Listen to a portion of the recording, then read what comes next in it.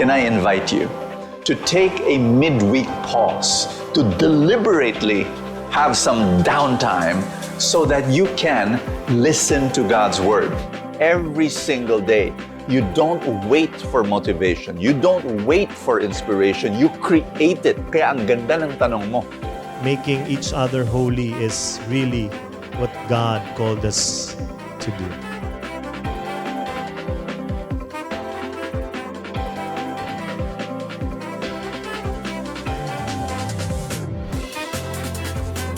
Jesus gave his whole life for that human being. Think about that. Your job after you've encountered Jesus is to bring heaven home.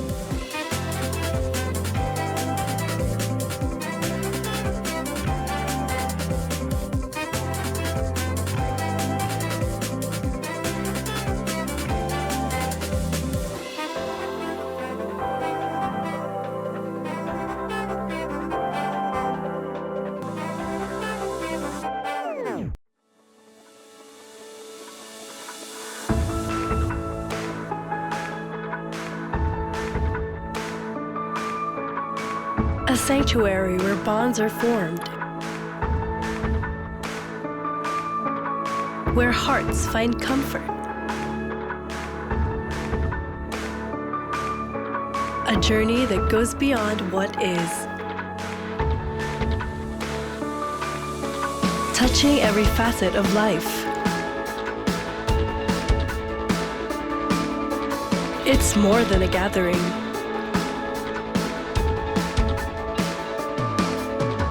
It's a harmony of shared experiences.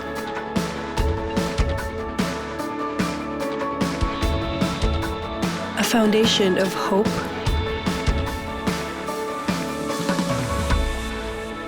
a vibrant mosaic of life's joy and challenges. A space for support and a sense of belonging. A place where our faith deepens and our spirits nourished.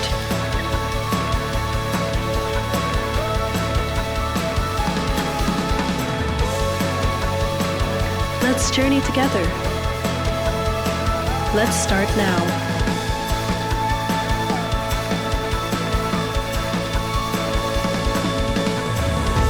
You are home. You are welcome. You are loved.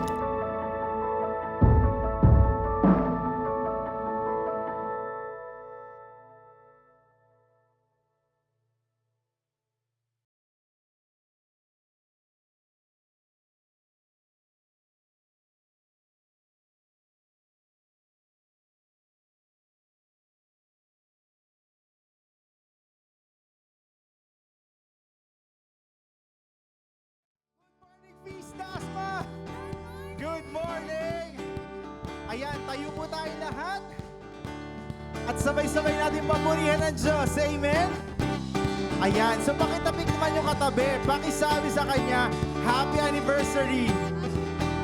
Ayan, at kayo po, isa-celebrate natin ang anniversary ng Cavite District. At sabay-sabay tayo kumanta ang pinakamasayang fiesta sa Cavite! Ako'y nagagalak pagkat isang linggo na naman ang nakalipas. Salamat sa Diyos, mga biyaya niya ay di natatapos. Ako'y muling maghahanda sa natatanging araw na kanyang ginawa. Sa bagong hari ng mga himala, atin siya salubungin at ating purihin, magsalo-salo sa kanyang piging. Ito ang pinakamasaya fiesta sa Cavite. Ito ang pinakamasaya fiesta sa Cavite. Amen. Indeed, ito ang pinakamasayang fiesta sa Cavite. At linggo-linggo natin kasama ang Diyos sa lugar na ito. At sabay-sabay tayong palakpakan, hiyawan, at papurihan siya.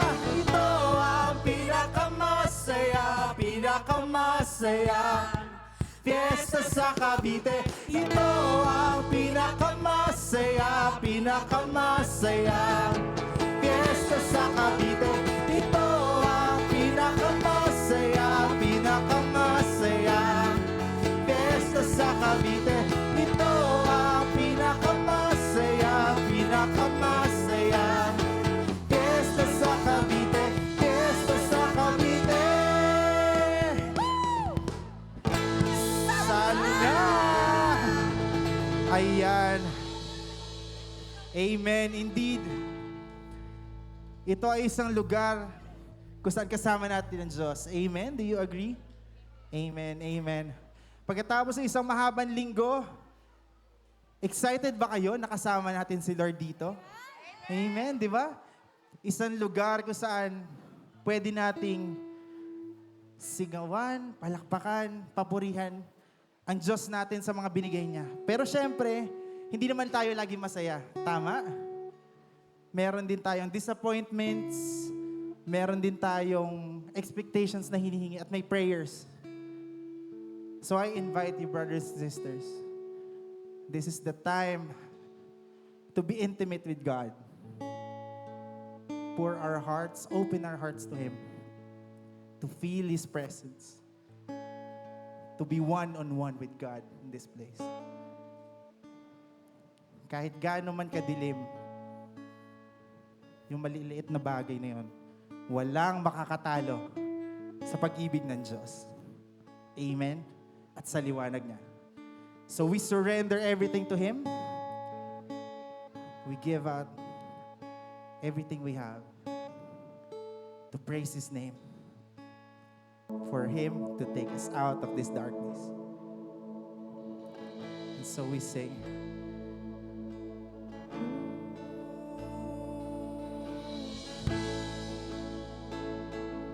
Yes, Jesus, you are in our hearts and in this place.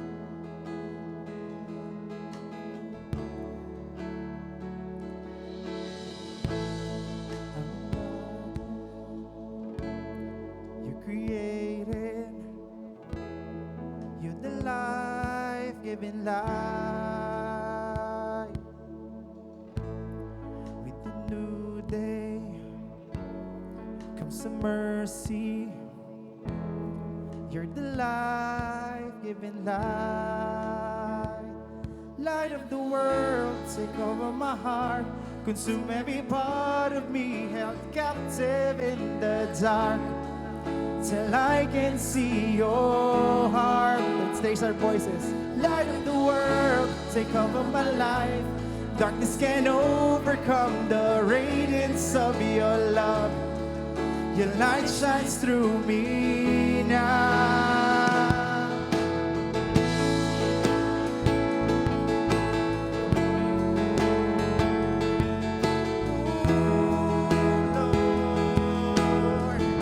One voice we will sing. From your suffering to your rising, through your life I'm alive. Oh, so I'm living for you, Jesus. The way, the truth, the life, light of the world. Take over my heart, consume every part of me, held captive in the dark, till I can see your heart. Light of the world, take over my life. Darkness can overcome the radiance of your love. Your light shines through me now. Amen. And we will declare these words as our surrender, that God lives in us, and let God take over so we can be a light to others. And we sing, here I am, use me to seek the lost and to bring them. Call me when you need me, to the broken and the farthest souls. Swing with me, guys. Here I am, send me to shine your light from the mountaintop. ringing, breaking chains of the hopeless hearts. We say, here I am, use me to seek the lost and to bring them home. Call me when you need me, to the broken and the farthest souls. Here I am, use me. To shine your light from the mountaintop. Freedom is ringing, breaking chains of the hopeless hearts. Light of the world, take over my heart, consume every part of me, held captive in the dark, till I can see your heart.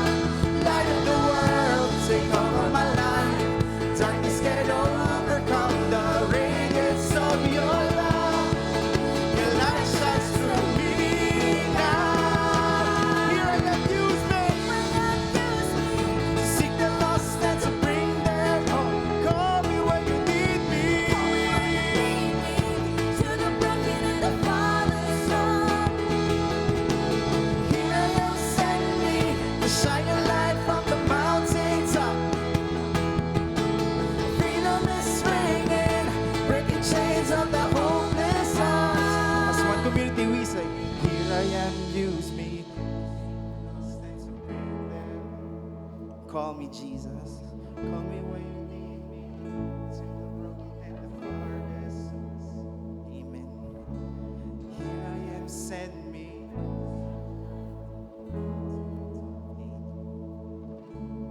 Freedom is ringing, breaking chains of the hopeless hearts. Amen. Let's give a clap offering of praise to our Jesus.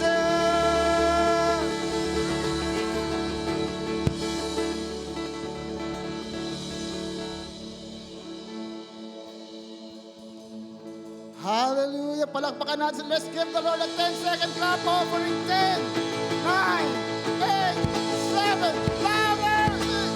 5, 4, 3, 2, 1. Sabay-sabay tayo. Happy anniversary! Tap the person beside sa'yo sa kanya. Happy anniversary. Happy anniversary. So today we are celebrating Feast Cavite District's anniversary. Today we are celebrating not just a feast, today we are celebrating that people said yes to the mission. That people started a feast here in Cavite, and now we are going to go forth. Say go forth. And today we're going to go forth. Pero bago yan, talagang grabe yung lineup natin today. We are so blessed. And di ko na kayang pigilan to. So talagang, I want you to be blessed by them. So are you ready?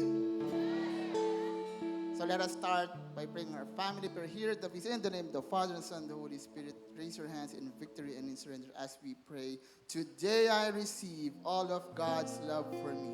Today I open myself to the unbounded, limitless, overflowing abundance of God's universe. Today I open myself to God's blessings, healing, and miracles. Today I open myself to God's word so I become more like Jesus every day. Today I proclaim that I'm God's beloved. I'm God's servant. I'm God's powerful champion. And because I am blessed, I am blessing the world in Jesus' name. Amen and amen. Let's read the word of the Lord.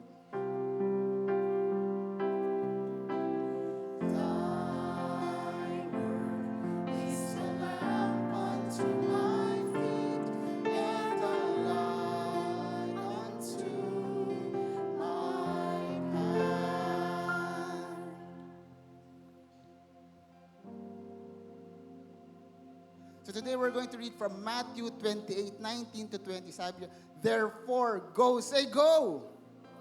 Go and make disciples of all nations, baptizing them in the name of the Father and the Son and the Holy Spirit, and teaching them to obey everything I have commanded you. And surely I am with you always to the very end of the age. Say go.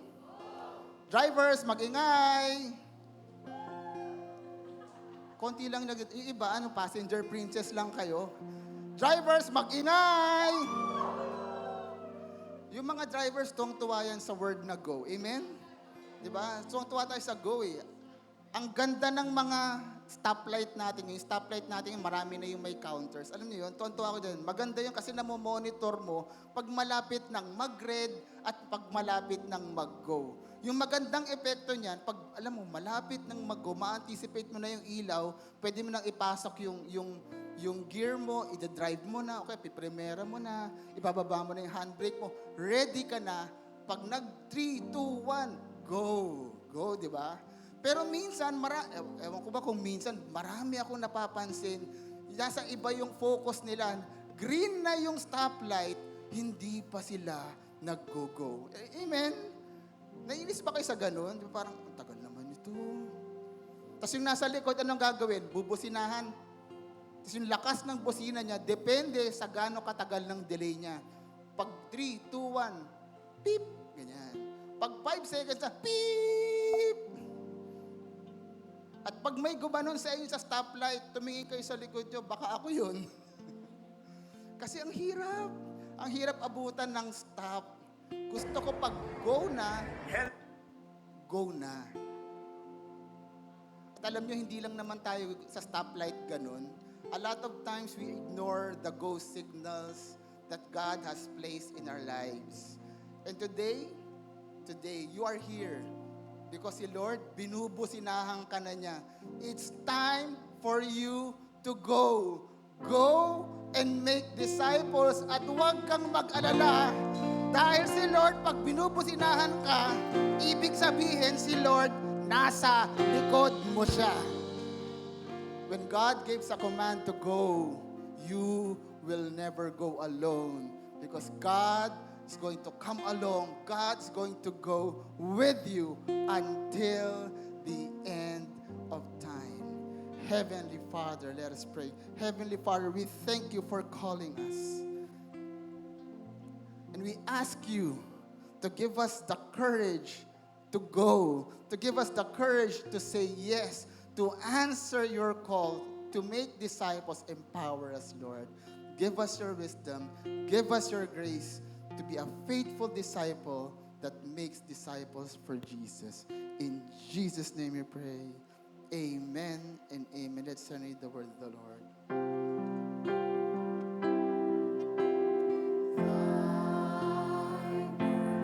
Is a lamp unto my feet and a light unto my path. Before you take your seats, I want you to hug people around you. Sabihin mo sa kanya, it's time for you to go.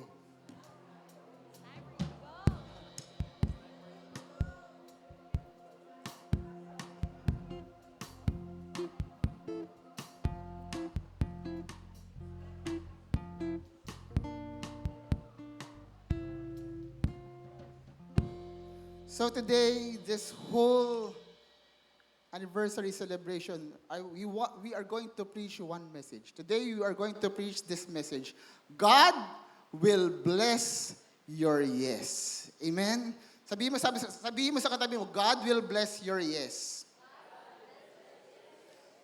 And today, we are going to honor those people who said yes first. Dahil alam niyo yung kasabihan, ang hindi tumingin sa pinanggalingan, hindi makararating sa pinaroroonan. So as we go forth, we are going to honor the people who said yes. So kahapon, nakita ko, yung isa sa mga unang nag-yes kahapon, sabi ko, brother, batiin mo naman yung magse-celebrate kayo ng feast anniversary bukas. So, can we play the video of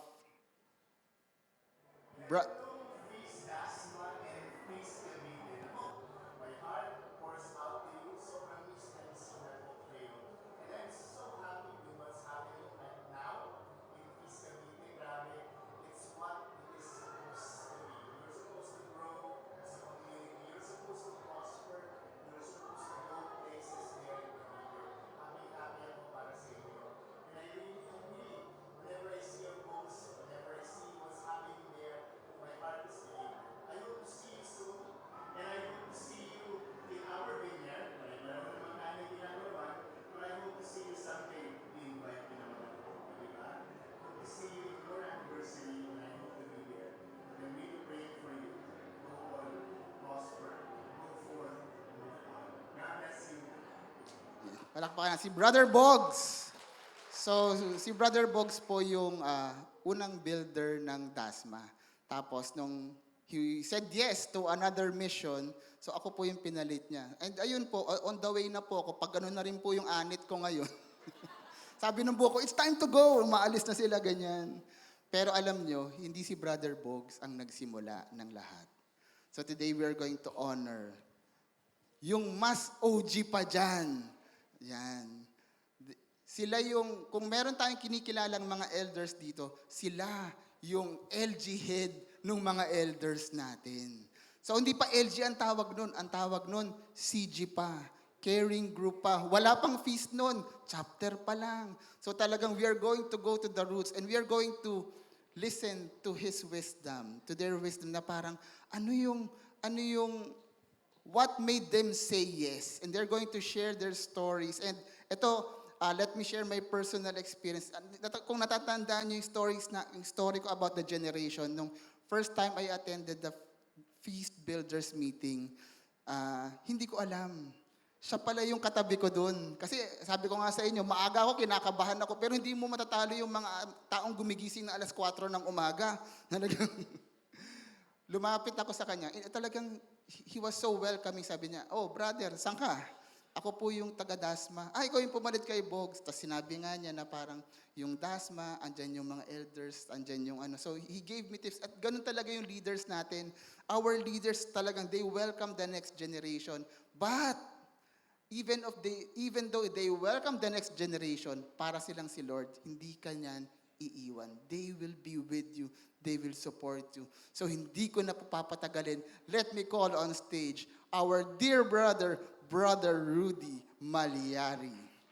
Let's give our big DASMA welcome!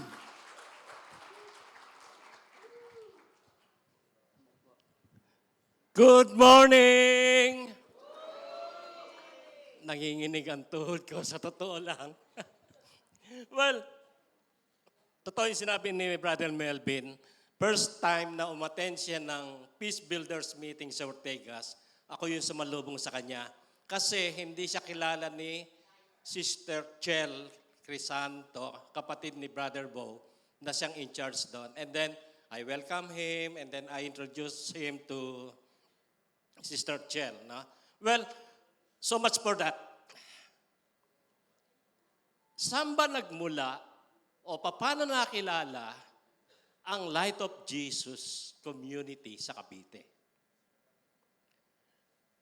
Mahabang istorya, kaya lang binigyan lang ako ng 5 minuto. Hindi ko alam kung paano ko i-compress yung sharing ko. Year 1993, wala pa yung iba sa inyo, yung iba binata talaga pa, yung iba kakasal lang. There was a couple by the name of Leonard and Chari Gafford na lumipat sa Summerwind, Cavite, Dasmariñas. And dahil na hindi mo mapahindihan tong leader na to, si Brother Roy Pasimio, he was the head of Dakilang Pag-ibig ng Diyos, and ito yung ang DPD na tinatawag namin ay isa sa mga branches ng Light of Jesus. At that time, Light of Jesus consists of 5 branches. The Light of Jesus, the committed members, the DPD or Dakilang Pag-ibig ng Diyos, the HFC, Homes for Christ, the Tabita for the single and all this na mga biyudo, and the singles. So kami, pagka linapitan ka ni Brother Roy, ewan ko kung ano meron siya. Pagka nagsalita siya, mako-convince kang mag-serve sa community. And true enough, in 1995, he talked to me and he said, Rudy, kailangan ko ng 5 couples, tulungan si Leonard and Chari in Dasmariñas. And true enough, God is faithful. Praise God. May 5 couples coming from Las Piñas and Bacoor na dinala ko sa Dasmariñas, sa Summer Wind. And true enough, God is so good. Doon nagsimula ang Light of Jesus. Now, fast forward tayo. Nagkaroon ng peace, the year 2000. And on 2003, nagkaroon ng planning. Na pinaplanan nila, magkakaroon ng peace sa South, headed by Brother Hermie Morelos. Support niya si Brother Carl kasi nagkaroon na ng peace sa Manila. So, anong nangyari?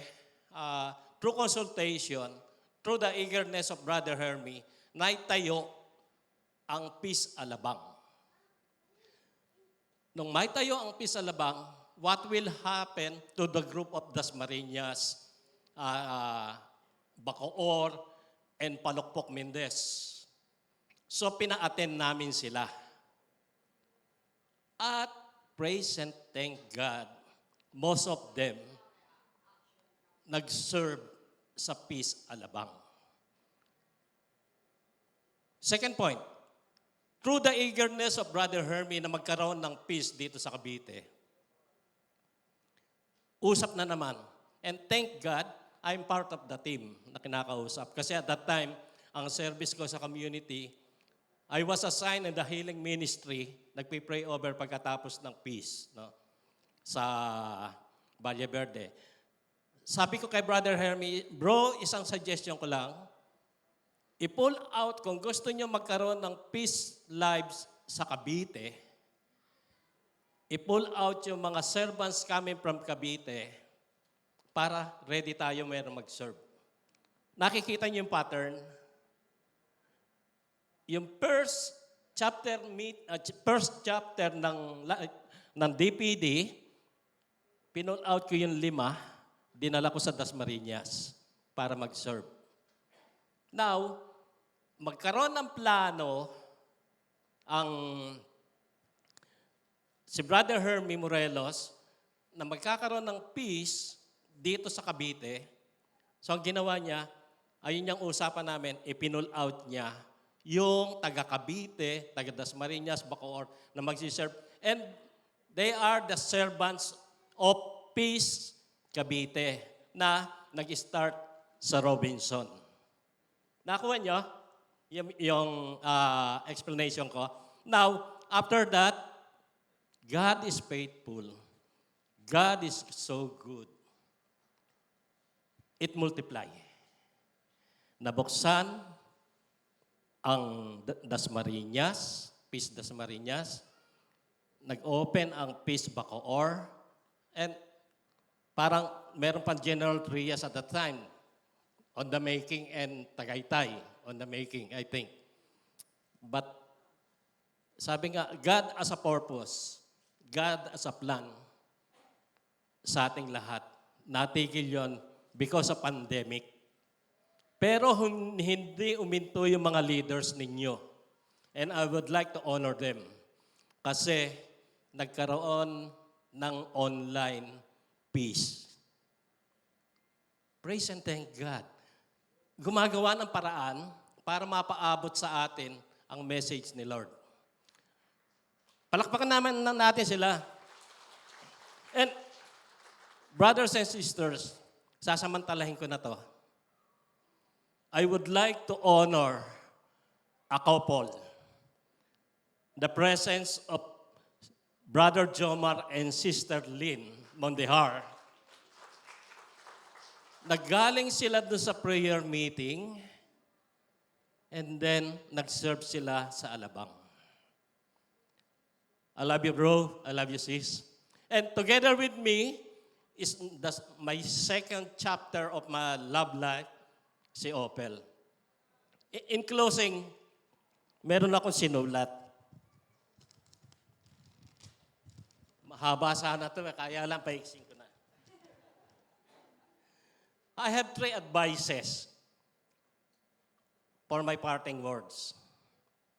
1, pray and support your leaders. Ulitin ko, pray and support your leaders. Support, kung wala kayo,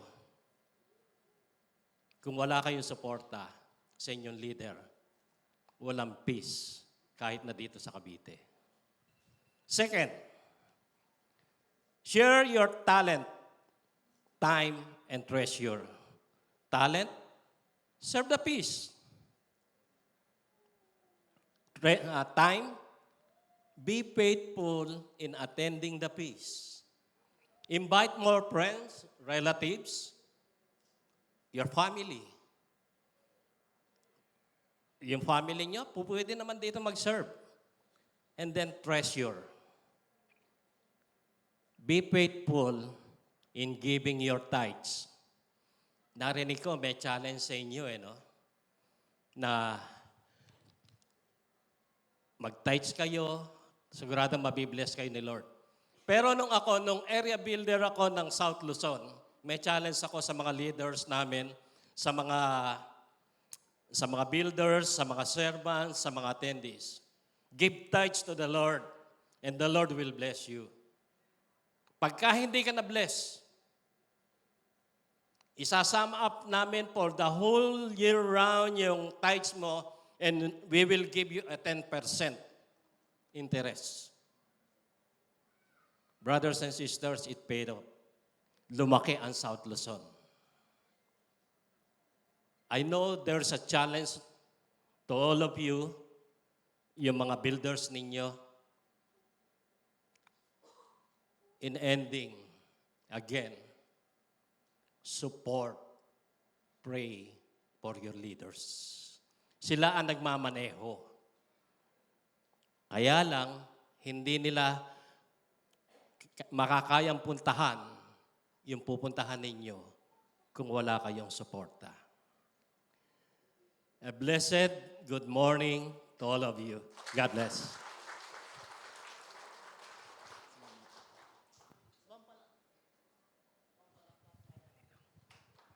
Hello. Isang palakpak pa para kay Brother Rudy Malyari. Thank you po, Brother Rudy. Thank you for your leadership. Yan, maraming salamat. So from a leader, let me call on another leader, our district builder, Brother Drus Cosio.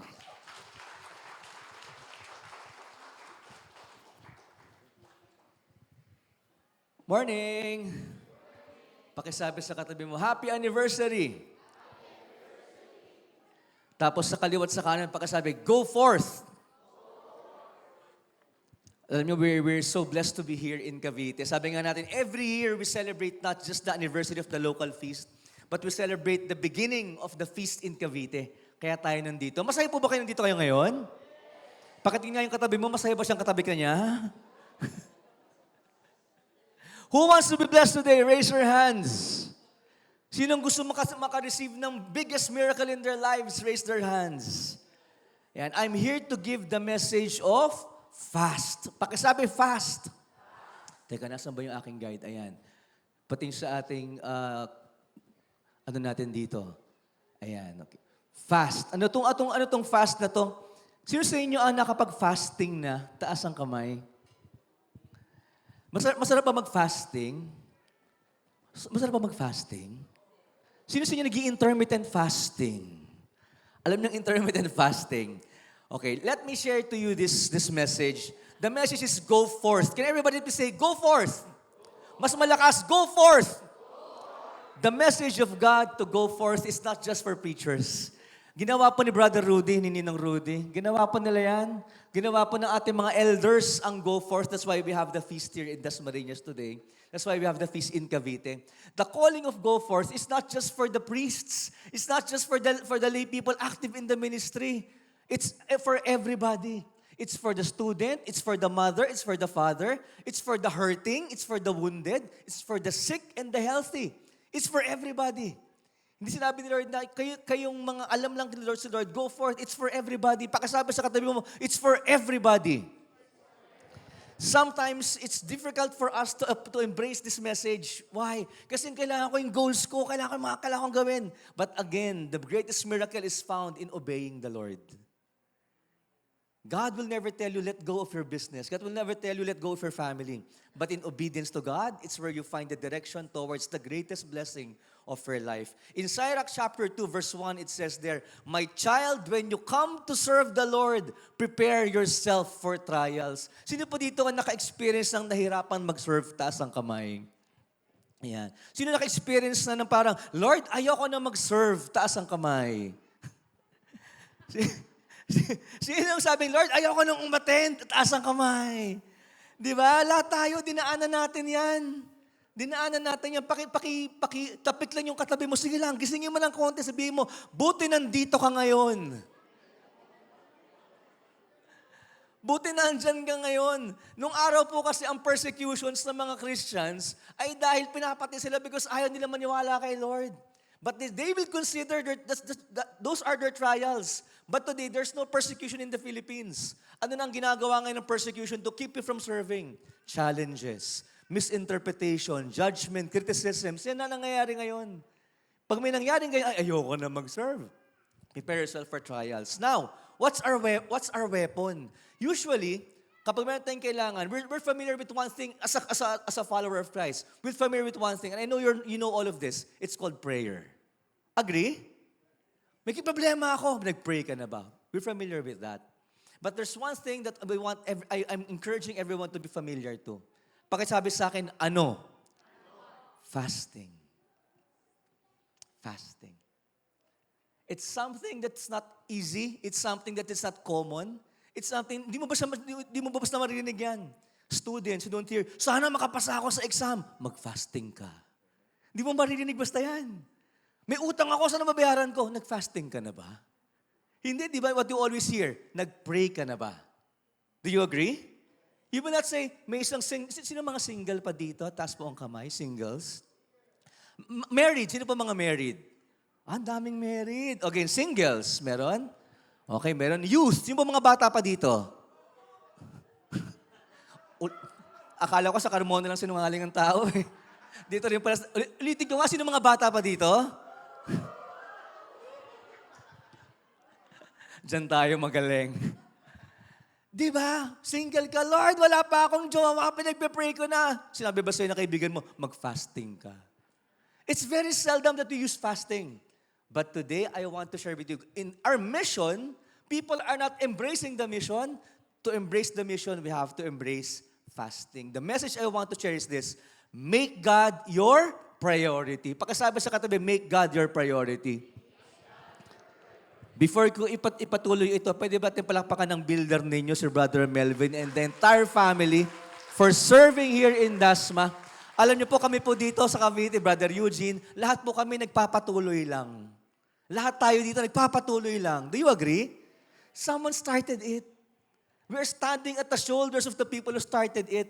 It wasn't easy for them. At lahat tayo nagpapatuloy lang. And ang prayer natin, ipagpatuloy niyo pang lahat ng ito. Now, I want to share this with you. Fasting is not easy, but it is effective. Pagkasabi, it is effective. Sinong gustong kumain ng pizza? Pakita yung pizza dito. Sige. Yan. Sinong gustong kumain ng pizza? Okay. Kung bibigyan ka ng pizza ngayon, sinong gustong kumain ng pizza? Ayan. Next picture. Sinong gusto ng samgyup? O diba? Yung niluluto pa lang, inito pa lang, tinatakam ka na. Ito, puro Filipino food. Sino may gusto? Sige, kaldereta, adobo, sinigang. Diba? Sino masarap? Sino marunong magluto? Taas ang kamay. Sino marunong kumain? Taas ang kamay. Pakisabi sa katabi, halata naman. Your problems, less steak, less food. Sige, labas natin dyan. Your problems, less steak, less food, less pizza, less burger, less hot dog is not equal to freedom. Your problems, less the food that you want, less ice cream, less iced tea, less halo-halo, less pichi-pichi, less empanada and ensaymada is not equivalent to freedom. Do you agree? But your problems, less steak, less food, plus prayer, plus humility, plus fasting leads you to what we really desire. That is what fasting is. That is what fasting is. Lord, may prayer ako. Nag-fasting ako. Hindi naman ako nakakuha ng freedom. Yung utang ko, utang pa rin. Yung asawa ko, ganun pa rin. Ayaw pa rin maglagay ng kanyang madumi sa tamang lalagyan. Nag-fasting nga ako, yung asawa ko, ganun pa rin. Pag may sakit, kala mo mawawala na.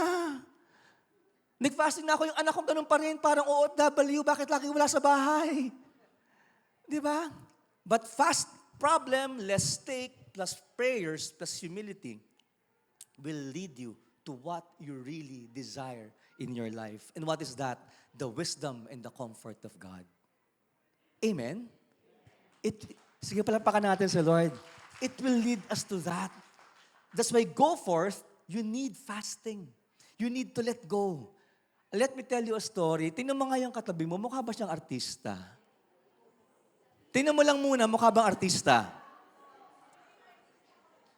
Mukhang artista. Feeling artista. O sige, raise your hands for the person beside, di ba? Kung yung katabi mo mukhang pang romantic movie, taas ang kamay. Okay, pang love story. Kung yung katabi mo pang action, taas ang kamay. Kita mo, nakita kasi, di ba? Long hair, pang action daw. Pang comedy. Okay? Yung katabi mo mukhang pang K-drama. Di ba? Yan yung mga, anyang sayo. Di ba? Yung mga bago magkaroon ng romantic part, biglang magpo-post ng 3 beses. Ganun yan, di ba? Yung katabi mo mukhang pang horror. Wala na nagtaas ng kamay. There were people in the Old Testament, si Daniel. Daniel was very amazing. He was very handsome. Pang-artistahin si Daniel. Tapos they were captives. Kinuha sila. Tapos kinuha sila ni King Nebuchadnezzar. 4 sila to be exact. Tapos sabi, kainin nyo lahat. Ayaw namin kainin. Bakit magpa-fasting kami? We will not eat what God does not want us to eat. Bigyan mo lang kami ng gulay. Pinili sila, they were chosen eh. Ano sabi nung lagot ako sa hari, pag lumabas ka nang hindi ka maayos, lagot ako. Kailangan mo lumabas na maayos. Maniwala ka, bigyan mo kami 10 days. Gulay lang kakainin namin, tingnan mo yung tsura namin. After 10 days, can we show that on the screen? Ito lang pinakita ko. Hindi, before that, isa pa. Yung isang picture, yan. Paglabas nila, parang lumabas, parang galing PBB. Nagulat sila, ang gwapo. But then there's one thing that happened to them. Ask me what? Ang pinaka-tool ni Daniel was fasting. It was really fasting. The king had a dream. Now, ito na problema. The king had a dream, sabi ng hari, kung sino ang makakapag-interpret, I need someone. Kasi kung hindi may interpret ang panaginip ko, papatayin ko ang mga tao. I will kill the wise men, I will kill the enchanters, I will kill everyone na hindi maka-interpret ng dream ko. Now, here's a bigger problem. Ask me what? The king is not telling people ano yung dream niya. In other words, hulaan mo anong panaginip ko kung talagang matalino ka, tapos i-interpret mo. How can you interpret something that given to you? How can you do that? Kaya mo yon? Di ba? Andali sana na panaginipan ko. Ano panaginipan ko? Lumilipad ako. Di ba? Parang yung anak ko lang, Mama, I dreamt of something. I dreamt I was on a bicycle. I was riding like that. Naniwala kami. Si Pion, sabi rin sama, Mama, I also had a dream. What's your dream? There was a dinosaur, and there was a mountain. And then, ang dami ng kuminento. Sabi nung anak ko isa, Pio, that's not a dream. That's a story already. So, nahihirap. Bakit? Hindi mo alam yung dream. Wala kang interpret. Daniel prayed and fasted. He prayed and fasted. Now, I'm going to read something long, and this is what happened next. Kumalat sa buong palasyo na may pangalang Daniel na magaling. In Daniel chapter 2, verse 27, bear with me, it says here, Daniel replied, no wise man, enchanter, magician, or diviner can explain to the king the mystery he has asked about. But there is a God in heaven who reveals mysteries. He has shown King Nebuchadnezzar what will happen in days to come. Your dream and the vision that passed through your mind as you were lying in bed are these. Look, nalaman niya. Okay, sige, next slide. Nalaman niya. Your Majesty, look, and there before you stood a large statue. He is now telling the dream that was never told to him because God spoke to him. An enormous dazzling statue, awesome in appearance. The head of the statue was made of pure gold. Its chest and arms, silver. Its belly and thighs, bronze. Its legs, iron. Its feet, partly iron, partly baked clay. While you were watching, a rock was cut out, but not by human hands. It struck the statue on its feet of iron and clay and smashed them. The iron, the clay, the bronze, the silver, the gold were all broken to pieces and became like chaff on the threshing floor in the summer. The wind swept them away without leaving a trace, but the rock that struck the statue became a huge mountain and filled the whole earth. Next slide. This was the dream, and now we will interpret it to the king. Your majesty, you are the King of kings. The God of heaven has given you dominion and power and mighty and glory. In your hands he has placed all mankind and the beasts of the field and the birds in the sky. Wherever they live, he has made you ruler over them all. You are the head of gold. After you, eto na, another kingdom will arise, inferior to yours. Next, a third kingdom, one of bronze, will rule over the whole earth.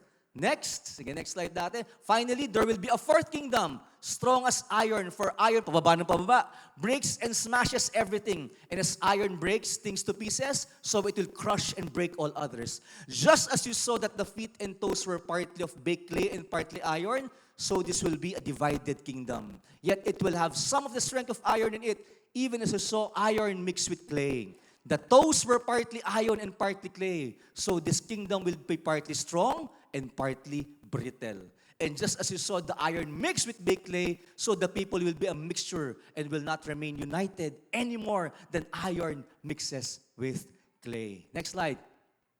In the time of those kings, the God of heaven will set up a kingdom that will never be destroyed, nor will it be left to another people. It will crush all those kingdoms and bring them to an end. But it will itself endure forever. This is the meaning of the vision of the rock cut out of a mountain, but not by human hands. A rock that broke the iron, the bronze, the clay, the silver, and the gold to pieces. The great God has shown the king what will take place in the future. The dream is true, and its interpretation is trustworthy. Grabe yung binigay. Let's continue. Then the king Nebuchadnezzar fell prostrate before Daniel and paid him honor and ordered that an offering and incense be presented to him. The king said to Daniel, "Surely your God is the God of gods and the Lord of kings and a revealer of mysteries, for you were able to reveal this mystery." Can you imagine that? Ang sabi ni Daniel, itong panaginip mo, itong itsura from pure gold to bronze, to iron and clay. May next kingdom, pahina ng pahina. Magiging divided kayo. Hindi maghahalo ang iron and clay. And because of this, itong interpretation. And the king was so surprised. How can it be that fasting did this to Daniel? It's amazing. Pagkasabi sa katabi, it's amazing. Not because Daniel is powerful or intelligent, but because nothing is impossible to God. Amen? It did not say nothing is impossible to Daniel. It says nothing is impossible to God. So Daniel turned to God. Daniel turned to whom nothing is impossible. How was he able to do this? Because he was fasting. He was able to listen. Daniel turned to the one whose nothing is impossible. Fasting makes us focus singularly to God. Fasting makes us focus singularly to God. Pakisabi sa katabi mo, fasting. Now, to end this message, let me share with you two things. Fasting allowed Daniel to focus. Can you say focus? Do you want miracles? Do you want blessings? Really? Can you focus? Can you focus? In 14th century, there's no such thing as priorities. In 14th century, the word is only priority. Can you say priority? In the 20th century, in the time of business and infrastructures, the word priorities came to life. Because before, walang priorities, only priority. We do not have a problem with our list of priorities, but knowing our single priority is hard. Do you agree? We live in a world wherein we have a lot of priorities. But do you know what is your priority? We live in a world where we have a lot of to-do lists and goals. But we do not know what is our single priority. That's why I remember someone said, you have a lot of goals until you become sick, you only have one goal. It's to get better. But even the one who is sick has also one goal. is to make sure that his life or her life belongs to Christ. Amen?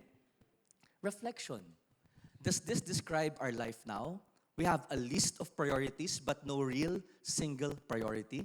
Are we caught up in the middle of multiple first things? Kasi priorities, lahat wants to be first.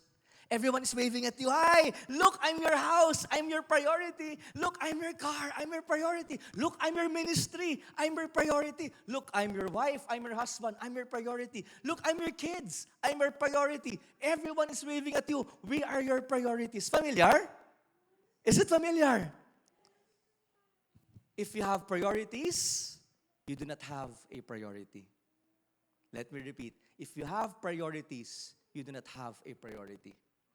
Gary Keller says, once you realize priority should not be plural, you will gain victory over all areas of your life. Am I speaking to someone? Do you really want blessings in your life? Daniel's priority is to hear God's word and what he is told to do. It was clarity. That's what fasting did to him. Surrender. Jesus knows his priority. His priority is to do all what the Father told him to do. My priority, initially sabi ko, priority ko family. Pero kailangan pala single priority ko, si Lord. Why? Para tayong batang takot na takot ibigay yung maliit na laruan, pero sila bibigyan ng malaking laruan. Ganun tayo, malaki na lang tayo. Because we have so many priorities.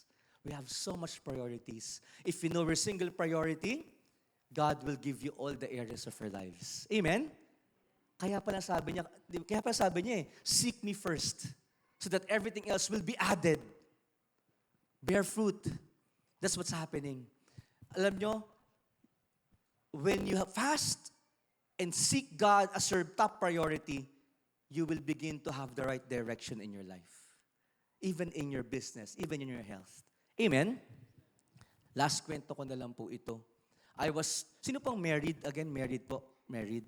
Happily married. Okay. Kung katabi mo yung asawa mo, sabihin mo sa kanya, happily married ako. May nililigawan ako nung araw. Iba. Tapos habang nililigawan ko, parang hindi nagwa-work out. Parang hindi ako priority. Hindi ako priority talaga.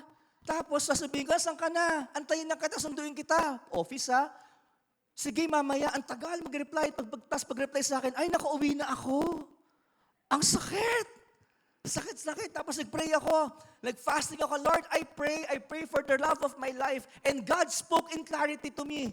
You know what God said to me? Ask me what? You'll get hurt. God never said, wag yan. Ang sabi niya, you will get hurt. Alam niyo nangyari, sabi ko, Lord, pipikit mo na lang yung mata mo, tutuloy ko pa rin to. Pero bibitaw ako sa iyo, Lord, ha? Pero wag mo akong bibitawan. I was controlling God. But I did not listen to God. True enough, in the course of courtship, I was getting hurt. Until someone entered my life.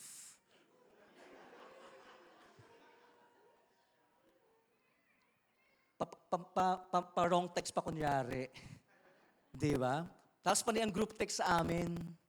Tapos pa group text, may nag-text na, hindi kita nakita sa prayer meeting kanina. Sabi ko, Lord, this time, makikinig na ako sa'yo. And that's why I have my lovely wife right now, together with my kids. Saint Basil, sabi niya, fasting gives birth to prophets and strengthens the powerful. Fasting makes lawgivers wise. Fasting is a good safeguard for the soul, a steadfast companion for the body, a weapon for the valiant, and a gymnasium for athletes. Fasting repels temptations, anoints unto piety. It's the comrade of watchfulness and the artificer of chastity. In war, fasting fights bravely. In peace, fasting teaches stillness. This is what fasting did to Daniel, and this is what fasting is going to do to you. In health, we embrace intermittent fasting. Para sa health But spiritual life, you have to begin to embrace God's direction because God wants to give you the best for your life. Amen? And so let me give you now another amazing message from the builder of Feast Imus and John Lloyd ng Cavite, Brother Eugene Bombita. Thank you very much. Thank you very much, Brother Drews, Brother Melvin. Palakpakan niyo po ng malakas na malakas si Lord. Teka pala, may naiwanan ako, brother. Pero nga ako niyan. Yeah. By the way, my dear brothers and sisters, I want to greet you a happy, happy anniversary. Pakitapik mo yung katabi mo. Sabihin mo sa kanya, happy anniversary. Dapat masaya kayo. This is a celebration. Di ba? Tingnan mo yung katabi mo, mukha bang nakangiti yan? Yeah. Hindi daw, hindi. Mga kapatid, today I just want to honor, kanina in-honor po ni Brother Melvin ang family, ni Brother Drews ang family ni Brother Melvin. Today I want to honor the leaders. Ang gandang sinabi ni Tito Rudy kanina. Let's pray and support our leaders. If you are with your leaders right now, I want you to tap the shoulder of that leader and tell that person, I am blessed, you're my leader. Sige nga po. Amen. Palakpakan natin sila. Thank you very much to all the leaders and to all the servants and to all the attendees as well. Amen. Brothers and sisters, palipat nga po natin. Hindi, naiwanan lang pala. Sige, tuloy natin. So, meaning to say, sabi ni Brother Drews kanina, kailangan nating mag-fast. Can you say fast? That's why I am here today. Tanungin niyo ako kung bakit. Kasi po, ang talk ko po for today is about feeding. Can you say feeding? Nag-fasting, ngayon kakain naman po tayo. At wala nang ibang builder na mas karapat dapat nandito sa unahan kapag pinag-usapan po ang pagkain kung hindi ako. And I want to bago po yan, my dear brothers and sisters, I want to open my talk with this Bible verse in Matthew chapter 5, verse 14. You are the light of the world. Can you say that to the person beside you? You're the light of the world. Tingnan mo yung katabi mo, mukha bang magaan yan? Diba? Light has two meaning. Pwedeng magaan or maliwanag. Tingnan mo yung katabi mo, mukha bang nagliliwanag ang mukha niyan? Brothers and sisters, pabaliktad pala, kaya pala ako nagkakamali kanina. Before that, I just want to give you 3 ways on how to stay nourished. Kapag kumakain po tayo, ang unang reason kung bakit tayo kumakain is for us to be nourished. Tama po ba o tama? Tingnan ulit yung katabi. Mukha bang malnourished yan? Kung mukhang malnourished yan, sabihin mo sa katabi mo, friend, kumain ka.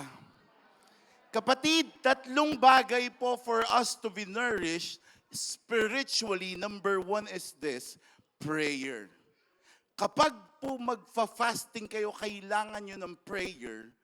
Pag magno-nourish kayo, kailangan nyo rin ng prayer because it keeps us connected with God. Do I hear an amen?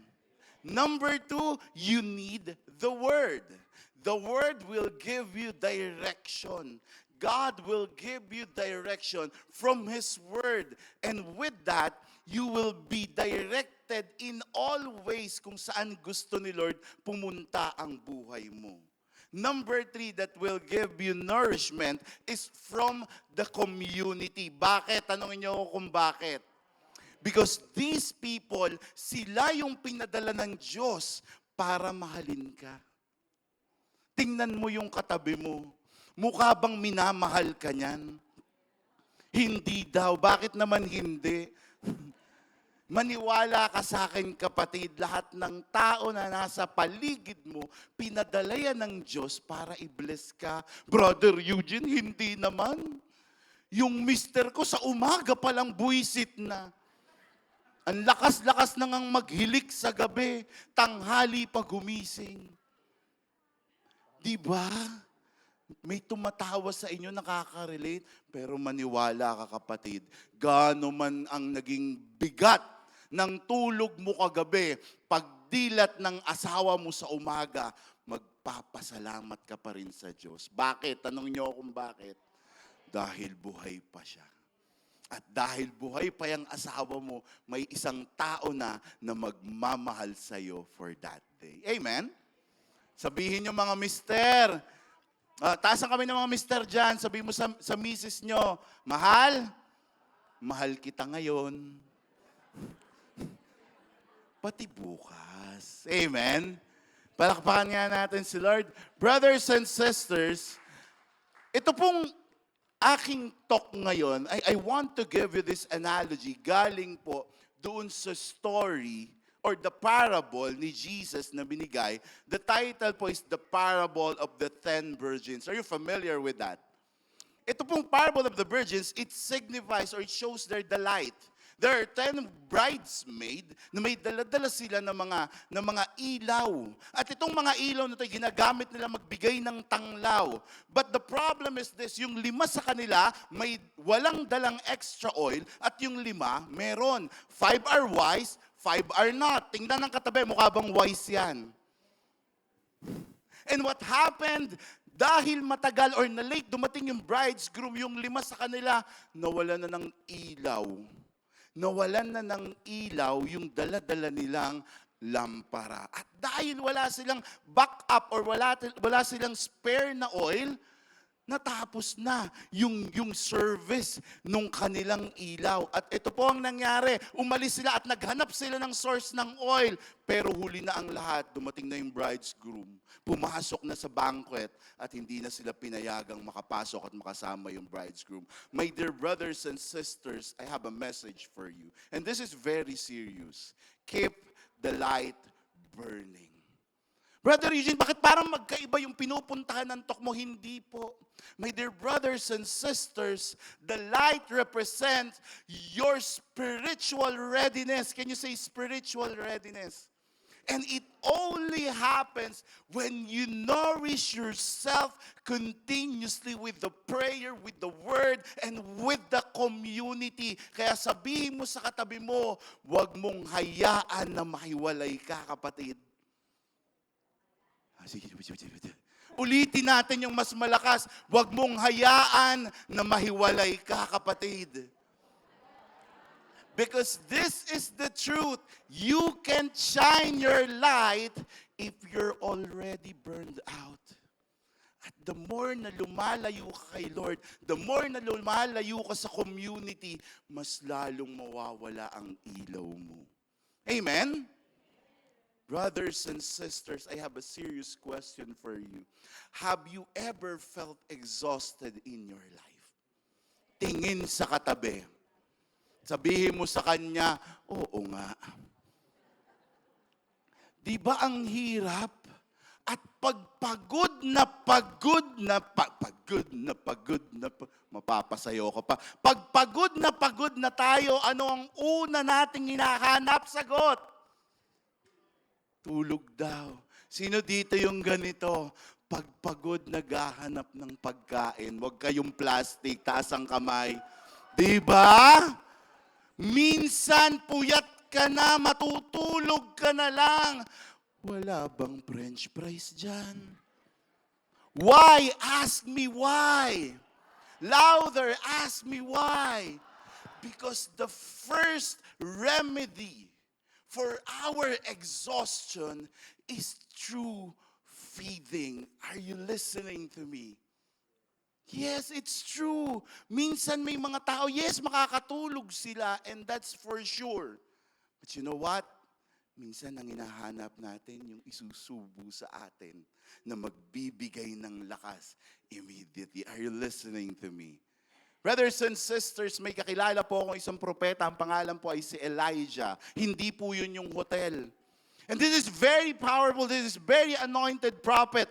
He confronted 450 prophets of Baal. He is a miracle maker. Siya po mismo yung nakipagtagisan. Then he stood against this King Ahab and this Queen Jezebel. And you know what, my dear brothers and sisters, he's so anointed. Umakyat siya sa langit bilang Elijah. And you know what? Kahit siya napapagod din. In 1 Kings 19:4, it says there, I have had enough, Lord. I have had enough, Lord. Tingnan mo nga yung katabi mo. Sa tingin mo ba punong-puno na yan? Punong-puno na ako sa iyo. And he said, take my life. My dear brothers and sisters, in reality, even the strongest disciples of God get exhausted. Ikaw pa kaya? Amen? The question is this, bakit ang dalas? Bakit ang tagal? Bakit palagi? Galing na ako sa ganitong feast, lumipat na ako sa ganitong feast, galing na ako sa ganitong ministry, lumipat na ako sa ganitong ministry. Bakit pa ulit-ulit nangyayari sa akin yan, Brother Eugene? And my answer for you is this, and I'm going to give you as a reflection point, what kind of fire are you using to give light? Ang ginagamit mo ba ay mula sa Diyos o mula lamang sa sarili mo? My dear brothers and sisters, mahirap po na gamitin ang sarili nating apoy because at one point mawawala at mauubo siya. Do I hear an amen? Sino po mga 40 na dito kagaya ko? Taas ang kamay. Pati pataas, sige. Yan, maging honest po kayo. Sino po sa inyo nakakakilala dito sa dalawang ito? Kay Losartan at saka kay Katapres. Taas ang kamay. Ano po ang pinagkaiba nilang dalawa? Si Losartan, iinumin mo araw-araw. Tama? Si Katapres, kailan mo iinumin yan? Ha? Pag malapit na ang araw mo. Pag nakatatlong crispy pata ka, Katapres ka na. My dear brothers and sisters, listen to me. Kapag po ang iniinom mo araw-araw Katapres, may todas ka dyan. Di ba? It's a sublingual, biglang mag-i-spike pababa yung blood pressure mo. But you know what? May solusyon dyan. Uminom ka palagi nung isa. Yung Losartan, Irbesartan, ano pa bang sartan yan, di ba? Bakit po? Anong pinagkaiba nila? Yung una, maintenance medicine. Yung pangalawa, gagamitin mo yan for emergency. Do I hear an amen? Kapatid, ano po ang point ko? Ask me what? Rest helps you recover, but nourishment keeps you from getting burned out. Are you listening to me? Sino po ba dito ang burnout na? Pagod na? Wala na? Kapatid, magpahinga ka. But after you rest, I want you to fill up your life, feed, nourish again, and come back, serve again, and bless the Lord, and bless the people of God. Amen? Pwede ko pong, last na lang po, pwede ko po bang ihalin tulad yung inyong fire? Magbigay na example, kagaya nito sa lampara. Yung lampara may 3 element para mag-apoy, magbigay liwanag. It needs what? It needs fuel, it needs wick, and it needs fire. Para magbigay liwanag, kailangan yung 3 yon. Pag inalis mo yung isa, hindi na magbibigay liwanag yan. At some point, what is my point? If the wick is removed from the fuel, it will burn itself out. At mamamatay na siya. My dear brothers and sisters, during the time, itong si Elijah, gaano man siya ka-anointed, nagkaroon siya ng isang malaking problema. After ng lahat ng ginawa niya, nagtatakbo siya, nagpakalayo-layo siya because of fear. And he was afraid. He ran for his life. He went to wilderness and he went to Beersheba. Iniwanan niya sa Elisha, diyan ka na lang. Pupunta ako sa wilderness at mag-isa na lang ako. My dear brothers and sisters, isolation intensifies exhaustion. Maaring kaya ka napapagod ngayon kasi baka mag-isa ka lang. Sino po ba ang mag-isa? Maaaring you're surrounded with the people in your ministry, in your family, but deep inside, you're alone. Why? Ask me why. Because there's an emptiness inside. And in that emptiness, I want you to feed that with the Spirit of the Lord to bless you over and over again. Elijah was the anointed person. He didn't lose his calling. He didn't lose his anointing, but he lost his will. He lost his strength. Why? He is not nourished anymore because he is alone in the wilderness. Mag-isa na lang siya. Brothers and sisters, are you losing your fire? Are you losing your fire to serve? Are you losing your fire to be with your family, to serve your family, to love your family? Are you losing your fire in your ministry? May pag-asa ka pa, kapatid. How? Ito po yung nangyari kay Elijah. Dahil mag-isa siya doon. Laging may lumalapit sa kanya. Laging may pumupunta sa kanya. Tanungin niyo ako sino? Yung anghel ng Panginoon. Tingnan mo yung katabi mo, mukha bang anghel yan? And every time sinasabihan siya nung anghel niya, ng Panginoon, ano sinasabi sa kanya? Elijah, get up and eat. And the next time, Elijah, get up and eat. Pinapakain siya. And you know what, my dear friends? Because of that, bumangon si Elijah, kumain siya. Brothers and sisters, maybe pagod ka na. Maybe hirap ka na sa lahat ng pinagdadaanan mo sa buhay. Maybe marami nang nakapasan sa balikat mo. I have one message for you. Ask me what? Keep attending. Keep attending your community. Keep eating. Keep serving the Lord. Even if it's difficult. Amen? Even if it's difficult. Maging tatay ka, maging nanay ka, kahit mahirap. Maging kapatid ka, maging servant ka ni Lord, kahit mahirap. And because of that choice, bumangon si Elijah. And he heard the word of the Lord. And God says, use your oil to anoint people. My dear brothers and sisters, babalik ako doon sa storya ko kanina, doon sa parable of the 10 virgins. Pakita nga natin yung picture. Yan. Hindi nyo po napapansin, kulang sila ng isa. Intentionally po, binawasan ko yan ng isa for one reason. Sa buhay po natin, may mga taong nababawas. Tama? Pero minsan yung taong yun, kailangan din natin. Kailangan nating mahalin, kailangan natin sa buhay natin. At maaring nawala lang sila sa buhay natin dahil nawalan sila ng oil sa buhay nila. They stop being nourished. But the question is this, the same question na sinabi ng Diyos kay Elijah, what are you doing here, Elijah? Maaring pwede nating itanong sa kanila, anong ginagawa mo dyan? Bakit ka mag-isa? Bakit ka nahihirapan? Yes, it's true. But maybe we can also use this question para tanungin yung sarili natin, anong ginagawa mo, kapatid? Anong ginagawa mo sa kapatid mo na nawawala ngayon? Anong ginagawa mo sa kapatid mo na mag-isa ngayon? Sa kaibigan mo na naliligaw ng landas? What are you doing here? Kapatid, kung nag-iisa man sila, my challenge for you is this. Will you share your light to those who run out of oil? And bring them back to Jesus. So to continue our message, let's welcome Brother Melvin Mamado.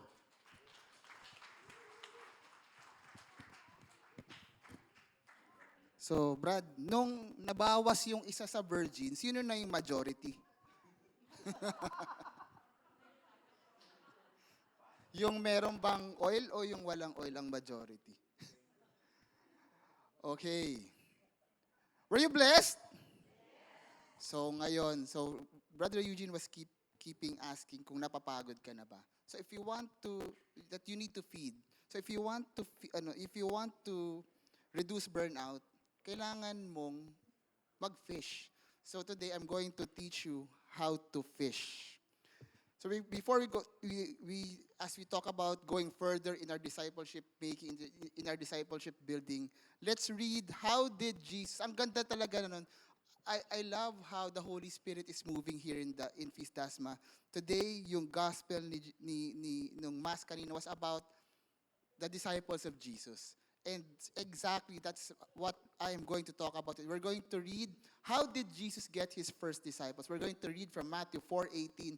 Sabi ron, one day as Jesus was walking along the shore of the Sea of Galilee, he saw two brothers, Simon also called Peter and Andrew, throwing a net into the water, for they fished for a living.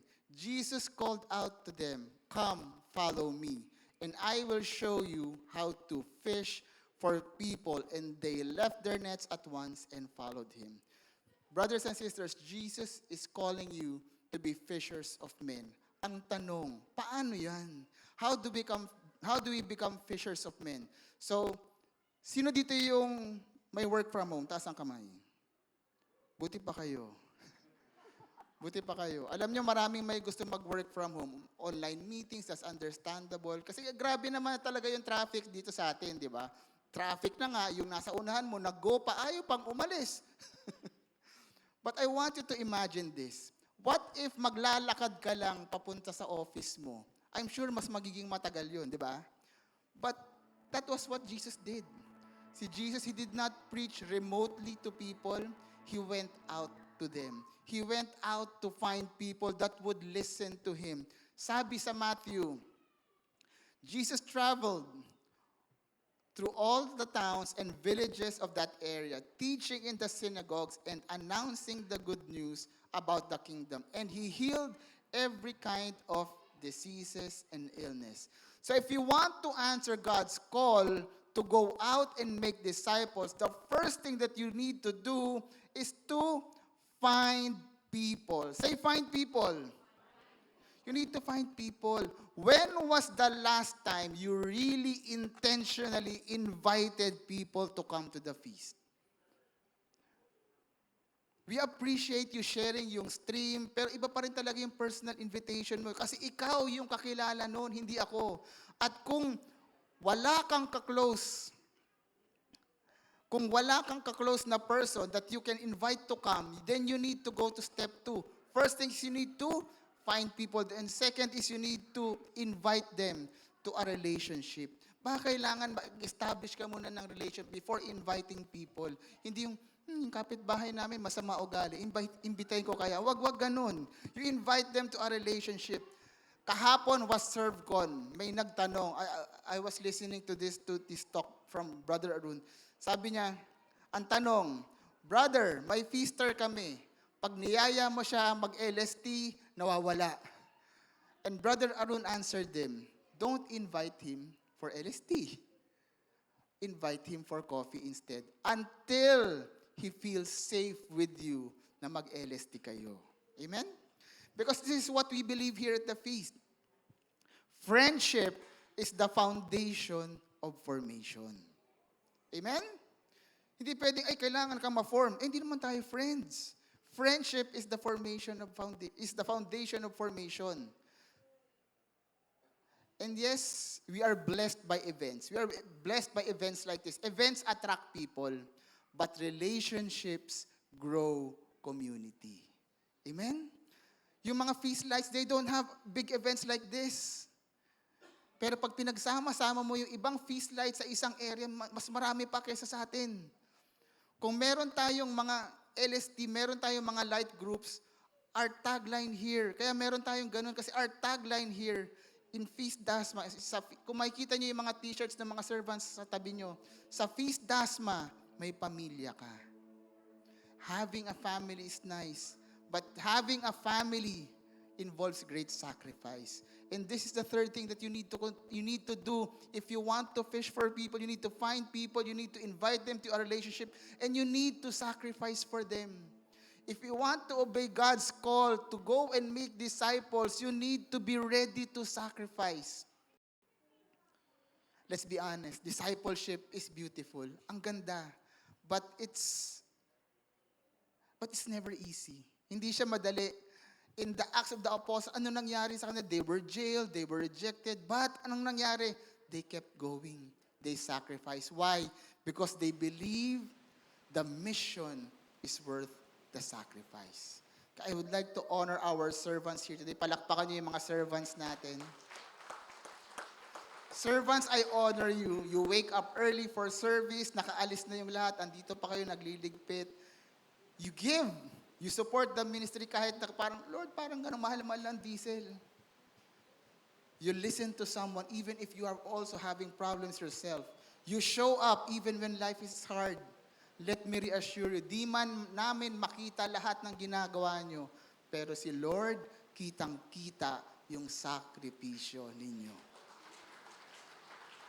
God sees your sacrifice and God will reward your sacrifice. Alam mo kung bakit tayo nagsasakripisyo? Kasi you are worth the sacrifice. tap the person beside you. Sabi sa kanya, you are worth the sacrifice. Because Christ sacrificed for you. And if friendship is the foundation of formation, sacrifice is the soil where discipleship grows. Kung walang magsasakripisyo, walang magiging disciple. And the last thing that we need to do if you want to be fishers of men is you need to hold on. Say, hold on. You need to hold on. Huwag kang susuko. Kalabitin mo yung katabi mo, sabi mo, hindi kita susukuan. Let's be real. Discomfort is part of discipleship. Talking to new people, ay, nakakahiya naman. Awkward, di ba? Inviting someone to the feast. Bakit? Ba't mo ko ini-invite? Masama ba ugali ko sa tingin mo? Sharing your story, ay, nakakahiya naman. Leading a group, it can be very, very daunting. And hindi na nga lang daunting, it can cause you heartaches.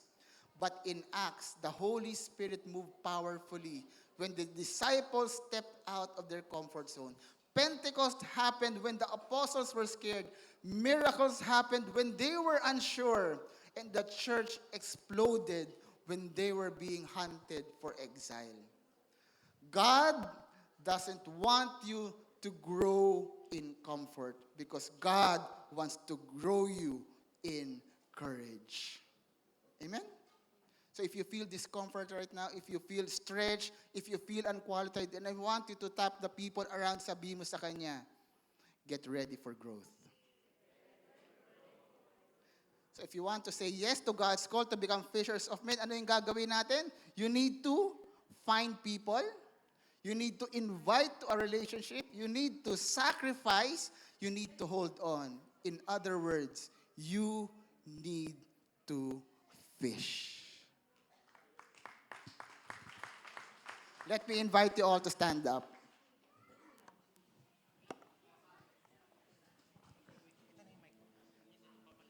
Let me end this with this story. I have already shared with you how maagang namatay yung nanay ko. I was a teenager back then. Yung tatay ko was an OFW. So, I was a minor. So hindi naman pwedeng tumigil yung tatay ko sa pagtatrabaho dahil third year high school pa lang ako noon, pagka-college pa lang ako. So, parang alam mo yun, my mom died, mag-isa lang akong anak, tapos yung tatay ko nasa Saudi, hindi siya makauwi. So alam mo yun, parang bigla akong naiwanang mag-isa sa mundo. And bilang minor, it was not lawful for me to live alone. I needed a guardian. So ang nangyari, yung mga kapatid ng nanay ko, yung mga tito ko, sila yung nag-alaga sa akin. They became my foster family. Sinasama nila ako sa pamilya nila. May mga sarili silang anak. Pero ikaw, Melvin, wala akong titing sa'yo. Dito ka muna sa amin. Salamat sa kanila. Pero grabe. Kahit na alam kong may pamilya ako sa kanila, na mahal naman nila ako, pero iba pa din yung lungkot na pinagdaanan ko. Kasi pakiramdam ko, nawalan ako ng pamilya eh. Ginagaw yung pamilya ko and I was angry, I was lost at that time. At doon nagsimula yung mga bisyo ko. Kasi yung mga kaibigan ko, yung mga barkada ko, nakilala ko sila. And they were smoking, they were drinking. Sabi ko, gusto ko rin yun. Dahil baka sila yung pamilya ko, para matanggap nila ako, I joined them in their vices. One day, yung isang tito ko na tumitingin sa akin, it was his turn to look after me. Ganun po ako talagang palipat-lipat. And yung tito ko na to, it was his turn to look after me. As a teenager, I was really full of angst. I was full of anger. Sabi niya sa akin, hindi ko siya pinapansin. Sabi niya sa akin, gusto mo? Sumama sa akin this weekend, mag-fishing tayo. Sabi ko, fishing? Hindi mga hilig yan eh, yoko. Sabi niya, hindi, subukan mo lang. So I said yes. Then he added, pag mag-fishing tayo, kailangan mo gumising na maaga. Maaga. Dapat maaga tayo doon. So ayun, gumising nga ako ng maaga, pumunta kami sa may Manila Bay, sa may Parola. Madilim pa, tahimik. Malamig yung hangin. Pagdating namin, binigyan niya ako ng hook. Ito yung pamingwit mo yung hook. Sabi niya, ito, lagyan mo ng pain. Binigyan niya ako ng hilaw na dili. Sabi ko, ang lansa naman ito. Ew, slimy, messy. Ayoko na mag-fishing. Pero maduwal-duwal ako. Mga ganun eh. Pero mayabang ako eh. Ginawa ako. Sabi ko, kaya ko to. Hindi ako nasusuka. Ganyan. Then he said, nung nailagay ko na, kahit ang tagal-tagal ko nailagay, i-cast mo, you throw it. Tapos pakiramdaman mo. Dahil pag hindi mo yan naramdaman, kakainin lang nung isda yung pain mo. So I casted it out, I waited. Tapos siya, bilang nakahuli siya. Ako hindi. Tumaas na yung araw. Sabi niya, oh, hindi ka nakahuli. Next week ulit ha. Eh syempre, mayabang ako. Hindi ako papayag. Sabi ko, sige, next week ulit. Sumama ako ulit sa kanya. Baka kailangan ko lang matutunan yung pakiramdam nung may nahuling isda. So ganun ulit yung routine namin. Next week, maagang gumising. Bumili kami ng pain sa palengke. Maagang umalis, naglagay nung nakakadiring pain sa hook na yan. And I cast it out, walang nangyari. And looking at that in hindsight, ang ganda kung bakit parating ginagamit ni Lord yung fishing sa disciple making. Kasi if you want to make a disciple, you don't wait. You go. Hindi ka pwede mag-iintay lang.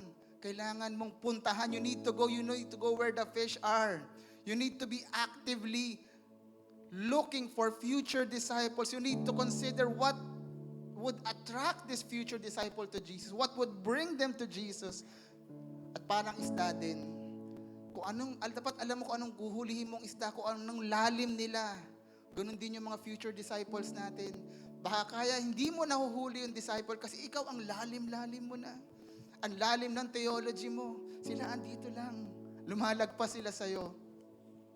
And if you are in this situation, let me encourage you. If you want to make disciples, hindi mag-a-adjust yung isda sa inyo. Hindi mag-a-adjust yung disciple sa inyo. You need to go where the fish are. Ikaw ang lalapit. Ikaw ang mag-a-adjust. Hindi pwedeng nasa bahay ka lang, hindi pwedeng maghihintay ka lang. You need to go out of your comfort zones. Ay, mahihain ako, brother. Go! Hindi ako tulad ng mga preachers. I don't have the words. Let me tell you, go anyway. Because sometimes people don't need another preacher. They just need your presence. And just like fishing for people is a very, very messy business because people are messy. Ang pinakamasakit minsan the main reason why people stop discipling is because they feel that they are failure in making disciples. Wala naman akong nahuhuli dyan, brother. Nag-i-invite naman ako sa kape. Walang nagpupunta. Panay-invite ko, mag-LST tayo. Walang pumupunta. Panay-invite ko ng mga LG mates ko, lagi na lang silang may dahilan. Hindi kami makumple-kompleto. And sometimes you begin to doubt yourself, am I really made for this? Am I really called to become a disciple maker? Am I really called to be a fisher of men? If you are in this situation, let me encourage you today by going back to my fishing story. Alam nyo, naka-4 na weekend kami na ganun yung ginagawa, wala akong nahuhuli. At ito yung sinabi ko sa tito ko, Tito, bakit mo ba ako sinasama dito? Hindi naman ako nakakahuli ng isda. And this is what he said to me. Hindi naman isda yung gusto kong mahuli. Ang gusto kong mahuli, yung loob mo. It wasn't about the catch. It was about companionship. It was not about the result. It was about relationship. It wasn't about the fish. It was about family.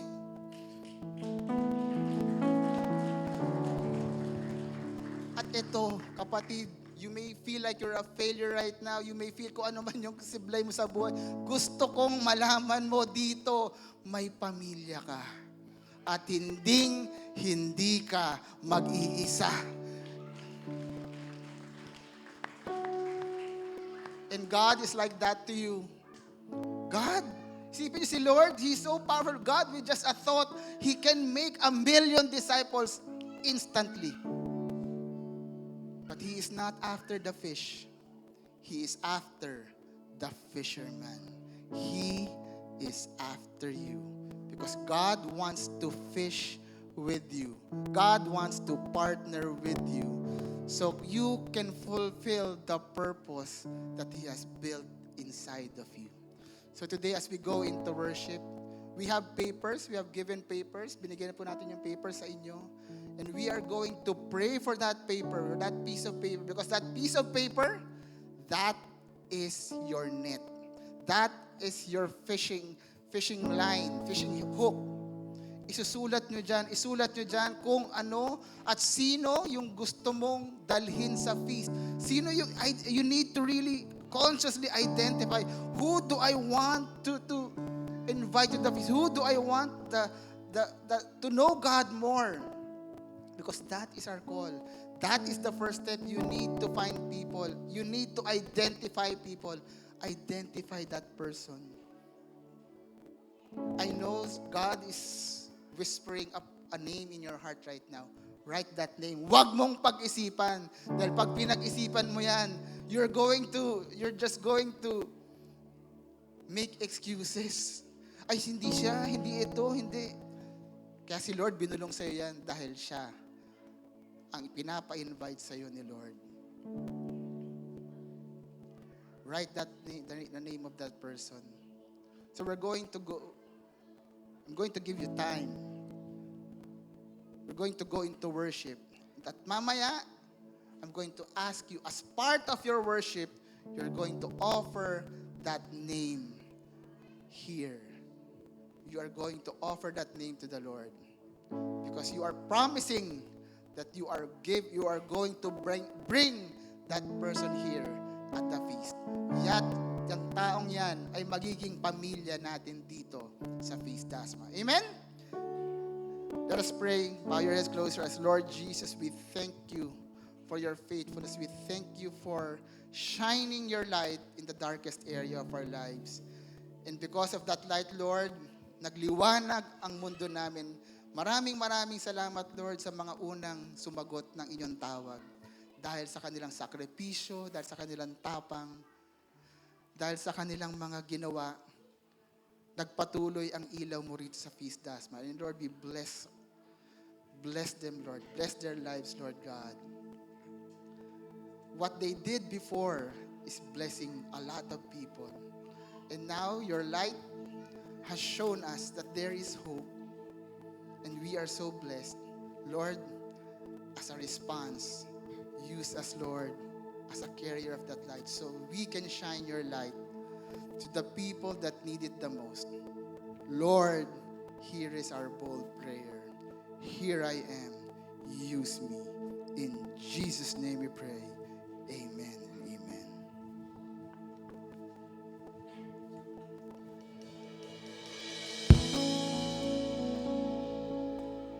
I invite you, brothers and sisters, to raise your hands on your chest, and let this be our prayer.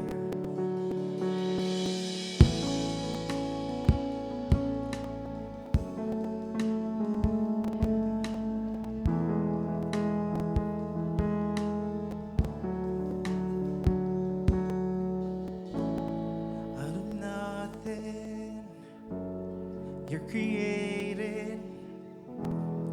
You're the life-giving light. With the new day comes some mercy. You're the life-giving light. Let's sing. Light of the world. Take over my heart, consume every part of me, held captive in the dark, till I can see your heart. Once again. Light of the world, take over my life. Darkness can overcome the radiance of your love. Your light shines through me now.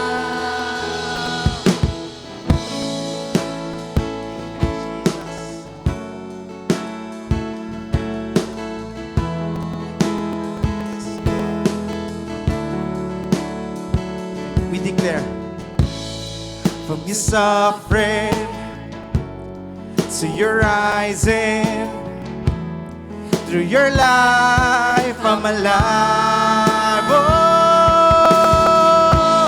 so I'm living for you, Jesus, the way, the truth, the life. over my heart, consume every part of me, held captive in the dark, till I can see your heart. Light of the world, take over my life. Darkness can overcome the radiance of your love. Your light shines through me now.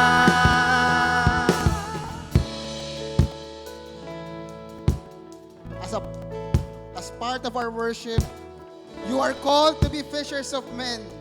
Now God is asking you to cast your nets, and you are going to offer that name. Can we have a box right here? You're going to offer that name. Who are you going to invite to the feast? Write the names down. And drop it here. Drop it here. God has given you a name. I know God has given you a name. Huwag kayong mahiya. God's going to provide you the wisdom. God's going to provide you the opportunity to bring that person in. God is calling them here. You just need to ask them. Hindi kayo yung nagtatawag. Si Lord ang tumatawag sa kanila. Ngayon, isinusulat nyo yan. You are going to do your part.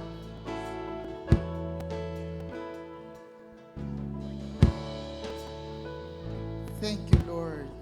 Thank you, Lord. We're praying for these names, Lord God.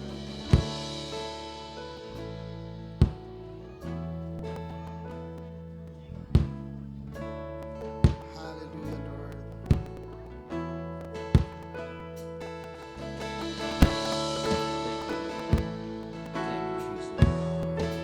Hallelujah, Lord. We praise your name in this place.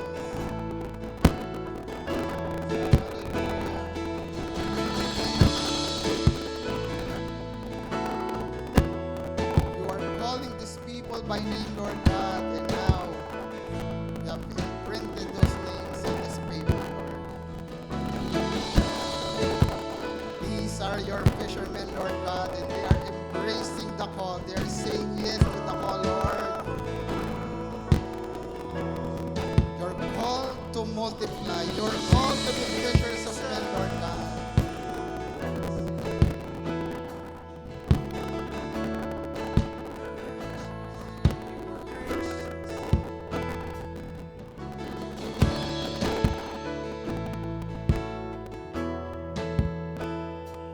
We're going to pray. Our dear brothers are going to pray for us. But first, let me pray for the nets. Heavenly Father, you have called us to cast our nets. You have called us to be fishers of men. And Lord, we are declaring that this is our catch. We are offering you these names, Lord God. You have imprinted these names in our hearts, Lord God. And Lord, we are praying, Lord, that you provide these brothers and sisters the power, the grace, the words to bring this person. Because, Lord God, this is your feast. And Lord, I pray, Lord God, that as they journey with these people, Lord God, I pray, Lord God, that you take care of them, you nurture them, you provide for them. Panginoon, ito ang simula. Ito ang simula. Ito ang aming pusta sa para lumaki ang aming pamilya dito sa Feast Tasma. In Jesus' name we pray. Amen and amen. Lord, dear God, Lord, we pray for our needs. Lord, we pray for the needs of our families. We pray for the needs of the household. We pray for the needs of the ministry. Lord, we know that every servant, every prophet, everyone who's called, it's everyone who also get tired. But Lord God, you provide for our needs. That when we serve you, the flour will never run dry. The oil will never run dry. It will never run out. Amen. We pray for the needs, Lord God, finances, for the health.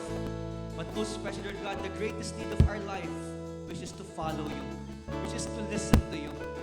As we go forth and do what we're called to do, Lord God, we trust that you're providing the needs of our lives.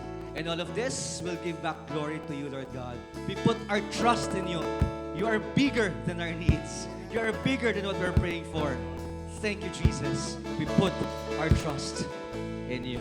Father in heaven, we also pray for the dreams of my brothers and sisters here at Feast Dasma. Lord, some of the names written on that paper are dreams. Matagal na pangarap ng hinihintay nila na magbago, na sumama sa'yo, mayakag nila rito sa feast. And we are praying, Lord God, that those dreams will come true. And I pray that you bless every person here and their dreams and their hopes. And we believe, Lord God, that one day all of their dreams will come true. In Jesus' name, amen. Let's Come on. worship the Lord.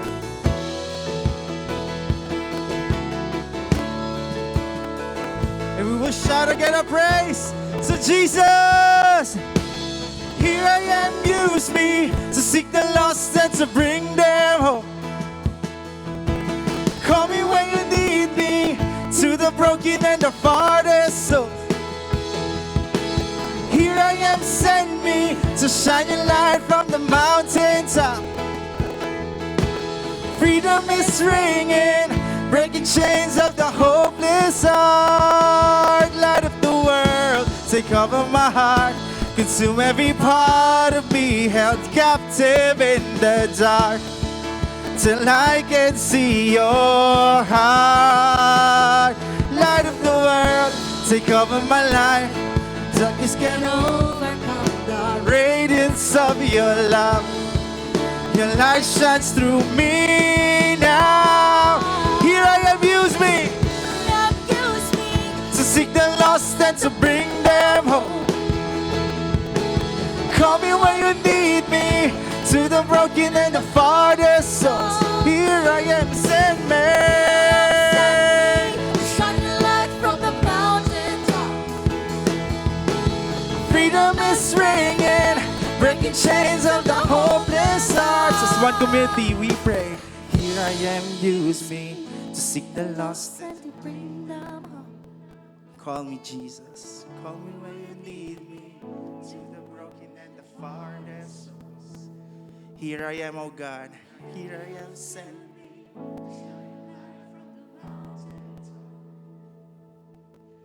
Freedom is ringing, breaking chains of the hopeless heart. Amen. Amen. Hallelujah. Palakpakan natin sa Lord. Let's glorify the Lord in this place. Let's shout His name, Jesus! Hallelujah! We praise your name this place, Lord. Thank you for calling us. Thank you for loving us. And Lord, we surrender to you. We lift up everything to you, Lord God, because we know, Lord God, that you will be with us till the end of our days. In Jesus' name we pray. Amen and amen. Palakpakan natin si Lord. Hallelujah. Woohoo! Were you blessed? Before you take your seats, I'm announcing, sabihin mo sa yakapin mo yung katabi mo, sabihin mo, pamilya mo ako.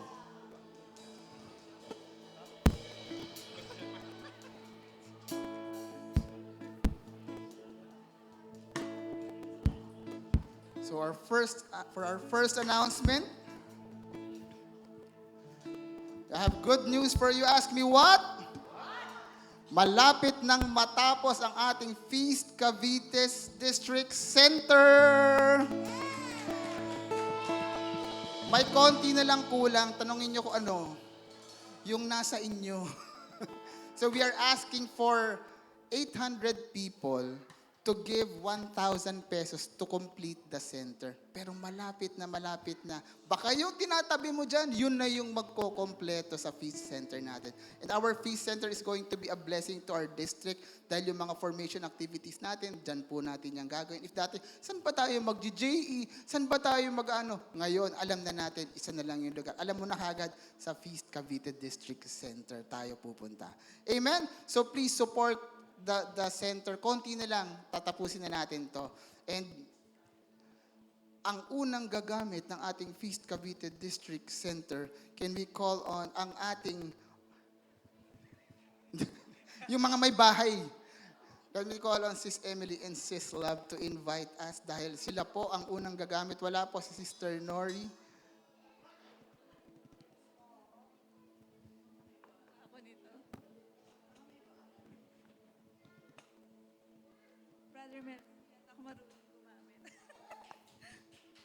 Let's give a welcome. Magandang umaga po sa inyong lahat. It's an honor to share the stage with Brother Melvin and Sis Love. So yun po, we would like to invite everyone, just what Brother Melvin has mentioned.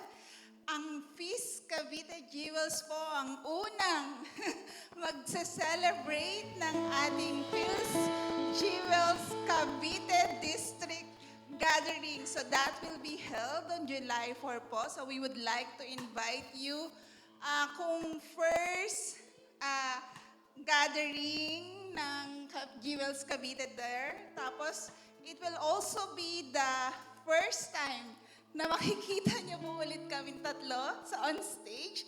And I would like you na maging kabahagi din po ng first, kumbaga, make it also the first experience po na magiging meaningful for all the ladies of Feast Cavite. So please join us po on July 4 from 9 a.m. to 11:30. So that will just be a half day. So please join us po and let us all experience how God will bless us, and kung ano po yung gustong ipa-experience sa atin ni Lord, let us all be excited on that day po. Thank you so much, Sis Love. Palakpakan naman natin si Emily. If you know sisters from the Feast Imos, meron po tayong Feast of Feast Imos. And of course, on behalf of Sis Nori, palakpakan naman natin si Nori and Bro Melvin for leading us in Feast Dasma. Gaya na sinabi ni Bro Melvin, kayo na lang po ang kulang. July 4, we have a gathering for the Feast Jewels ng Cavite District. And of course, we belong to a bigger family. That is on Jewels Conference that will be happening on August 8. That will be in One Space Ayala. Tama ba yung tawag ko doon? Yes, sa Makati. Huwag po kayo mag-alala, napaka-commuter friendly, napaka-car friendly din po nun. So we are hoping that we'll be able to see all of you there. We are preparing different classes for the women in different seasons. So we hope that you'll be inviting your friends and your family members there, and we will see you po. Thank you very much. Thank you, Brother Melvin. Thank you And po. happy anniversary to us. Happy anniversary po. Thank you, Sis Emily and Sis Love. So, bakit kulang sila? Can we, and I ask you to pray for my wife. Kasi currently, nandun siya sa ER, saka nasa hospital siya ngayon. She collapsed a while ago. So, pumunta ako doon, binisita ko siya, and sabi niya sa akin, anong ginagawa mo dito?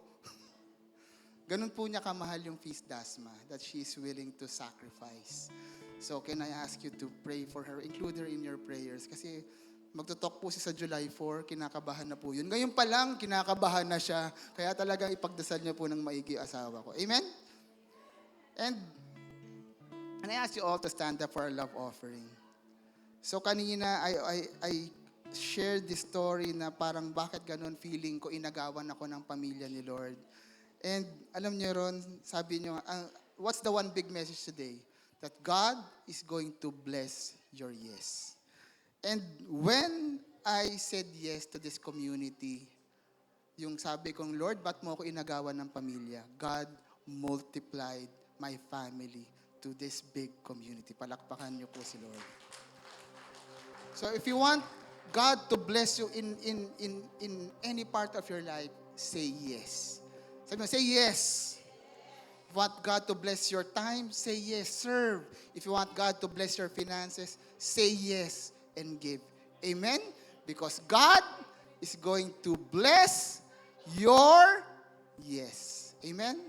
So let's all offer to the Lord. Heavenly Father, maraming salamat po, Lord God, for the provision. Lord God, thank you, Lord, for this anniversary, Lord God. And thank you, Lord, for all the people that you brought here today, Lord God. And maraming salamat, Lord, for all the people that supports Feast Dasma, Lord. I pray blessings over their lives. I pray the miracles over their lives, Lord God. Give them provision, give them growth, give them promotion, Lord God. And Lord, I pray, Lord God, na kung ano man po yung mga dinarasal nila, mga pangarap nila, ito po ay ibigay niyo po sa kanila nang naaayon sa inyong kagustuhan, sa inyong timing, Lord God. And Lord, I pray, Lord God, na mas lumaki pa yung Feast Dasma. Yung mga pangalan na binigay namin dito kanina, that is part of our offering. And this, Lord God, is our offering again. This is to support those people. This is to enlarge our territory here at the feast. And Lord, this is our prayer.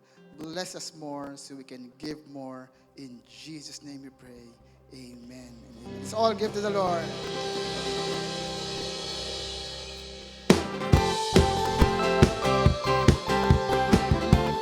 Come and sing with us. We're not done yet. Join us for this closing worship. Sing. I'm not gonna live by what I see. I'm not gonna live by what I feel. Deep down I know that you're here with me. I know that you can do anything. Through you I can do anything. I can do all things, 'cause it's you who gives me strength. Nothing is impossible through you. Blind eyes are open, strongholds are broken. I am living by faith. Nothing is impossible. Amen, brothers and sisters. See you again next Sunday. Dito pa rin tayo sa Elijah Hotel. Remember, Mass starts at 9 a.m. So bring your friends and family dito lang sa Elijah Hotel. See you again next Sunday.